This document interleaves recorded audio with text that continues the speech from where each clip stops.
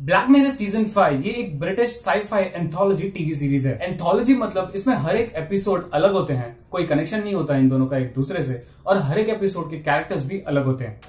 Subscribe कीजिए फिटफ्लिक्स को और बेल आइकन को दबाइए लेटेस्ट मूवी अपडेट सबसे पहले देखने के लिए। ये एक ऐसी ट्विस्टिंग टीवी सीरीज है जिसमें टेक्नोलॉजी को लेकर, इंसान को लेकर, इन दोनों के कनेक्शन को लेकर कुछ अजीबोगरीब ट्विस्टिंग कहानी हमें देखने को मिलती है। हम ये देखते हैं कि कैसे एक जगह पर टेक्नोलॉजी कैसे इंसानों की लाइफ बेहतर बना रही है, बेहतर नहीं कुछ ऐसी चीजें ऑफर कर रही हैं जो उनको नॉर्मल लाइफ में नहीं मिलती।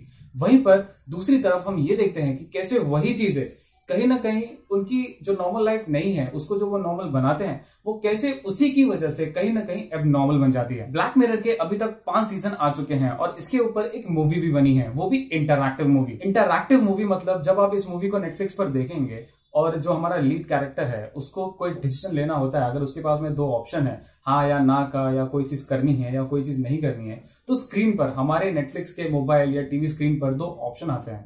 हम जो ऑप्शन सिलेक्ट करते हैं हमारा वो लीड कैरेक्टर वही ऑप्शन सिलेक्ट करके आगे बढ़ेगा।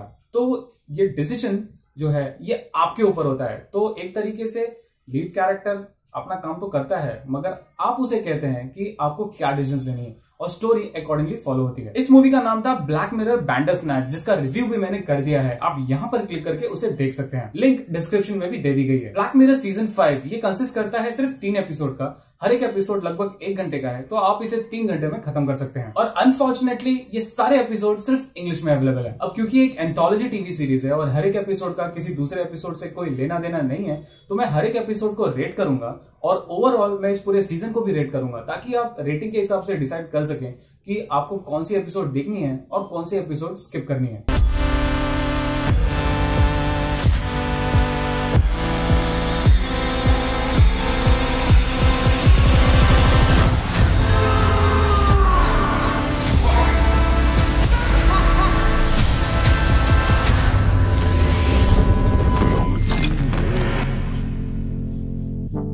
पहला एपिसोड फोकस करता है 2 जिगरी दोस्तों पर जो कि काफी वक्त के बाद मिलते हैं।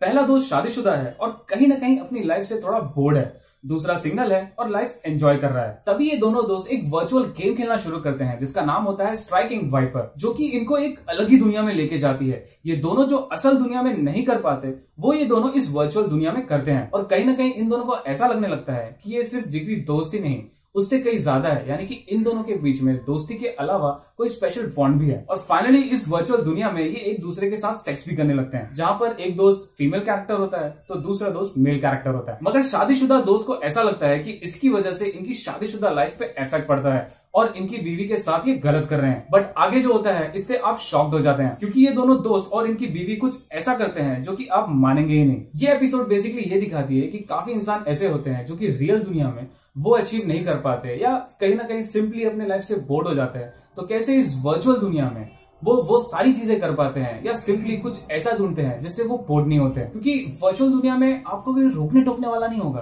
कोई जज करने वाला नहीं होगा, आप कुछ भी कर सकते हैं। मगर दूसरी ओर हम कहीं ना कहीं इसके भयानक अंजाम भी देखते हैं कि कैसे ह्यूमंस की मैच्योरिटी लेवल कुछ ज्यादा ही बढ़ गई है। इतनी बढ़ गई है कि जब मैंने ये एपिसोड की एंडिंग देखी तो कहीं ना कहीं मुझे इस एपिसोड की एंडिंग खटकी, मुझे जमी नहीं। आप जब खुद ही एपिसोड देखेंगे तो आपको ये खुद ही एहसास हो जाएगा। इसलिए ओवरऑल मैं इस एपिसोड को रेट करूंगा 5.5 आउट ऑफ 10। तीनों एपिसोड में से सबसे ज्यादा बेहतर और अच्छा मुझे दूसरा एपिसोड लगा जिसका नाम है स्मिथेरिन्स। इसमें सस्पेंस और थ्रिल दोनों है। सस्पेंस खुल जाता है लेकिन जो थ्रिल होता है कि आखिर में क्या होगा यह आपको क्लियर कट नहीं बताया जाता, यानी कि एंडिंग में आपको एंड रिजल्ट्स नहीं देखने को मिलते। आपको एज्यूम करना होता है कि क्या हुआ है, आपको अपने इंटेलेक्चुअल एक दिमागी इंटेलिजेंस से आपको ये पता लगाना होता है कि इसका एंड क्या हुआ होगा। एपिसोड फॉलो करती है एक आदमी को जो कि स्मिथेरिन्स कंपनी के सीईओ से बात करना चाहते हैं, जिसने एक ऐप बनाया है जो कि बहुत ही पॉपुलर है और काफी लोग उसे यूज करते हैं। पूरे एपिसोड में ये बंदा इस सीईओ से बात करना चाहता है और उनसे कुछ कहना चाहता है। क्या ये मैं आपको नहीं बता सकता कॉज ऑफ स्पॉयलर्स, बट ये एपिसोड वो कहती है जो कि अपनी गवर्नमेंट यानी कि इंडियन गवर्नमेंट नहीं, बेसिकली पूरे दुनिया की गवर्नमेंट अपने लोगों से कहती है कि प्लीज ऐसा मत करो। लेकिन मोस्टली बहुत सारे लोग ऐसे होते हैं जो कि जानबूझकर इग्नोर करते हैं, कोई गलती से इग्नोर करते हैं। कुछ ऐसी स्टोरी इस एपिसोड की है।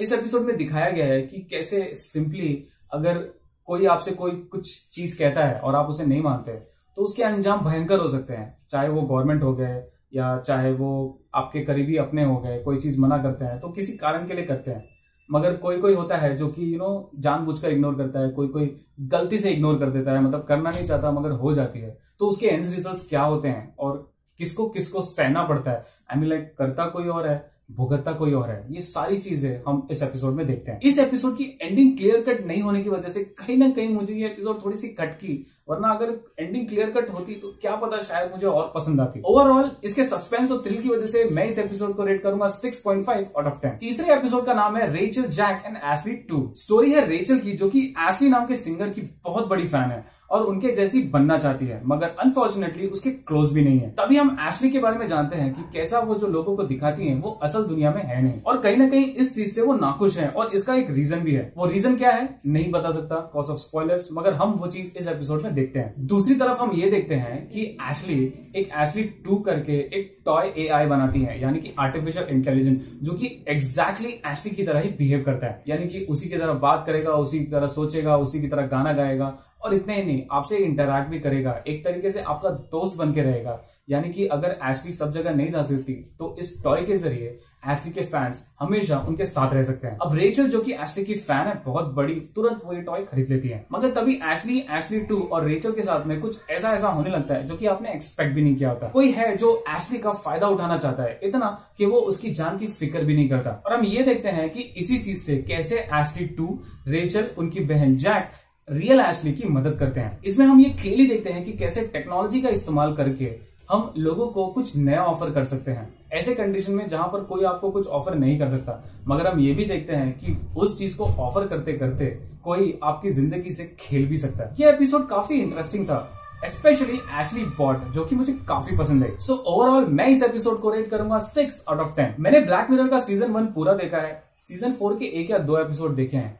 और कहना पड़ेगा कि सीजन 5 ने ब्लैक मिरर के उन एलिमेंट्स को निकाल दिया है जिस एलिमेंट्स की वजह से ये black mirror TV series hit हुई थी। यानी कि मॉडर्नाइजेशन को लेकर और स्पेशली इंसानों को आराम देने वाली मॉडर्न चीजों के बारे में बहुत खतरनाक चीजें हमको देखने को मिली थी, मगर इस सीजन में वो सारे डरा देने वाले डार्क एलिमेंट्स कहीं ना कहीं मिसिंग थे, या यूं कहें थोड़े कम थे। मेरी तरफ से मैं ये कहूंगा कि आपने अगर अभी तक ब्लैक मिरर का कोई भी टीवी सीरीज नहीं देखा है तो सीजन 1 से चालू कीजिए, एटलीस्ट सीजन 1 देख लीजिए, उसके बाद में सीजन 5 देखिए, तो आपको रियली पता चलेगा कि ब्लैक मिरर एक्चुअली क्या थी और कहीं ना कहीं एक्चुअली अभी क्या हो गई है। सो ओवरऑल मेरी तरफ से ब्लैक मिरर सीजन 5 के लिए हाँ भी है ना भी है, आप देखिए, अब मत देखिए, अवॉइड कर दीजिए, फैसला आपका है। सो ओवरऑल तीनों एपिसोड की रेटिंग के हिसाब से मैं फाइनली इस सीजन 5 को रेट करूंगा 6 आउट ऑफ 10। तो दोस्तों ये था हमारा रिव्यू ब्लैक मिरर के सीजन 5 का।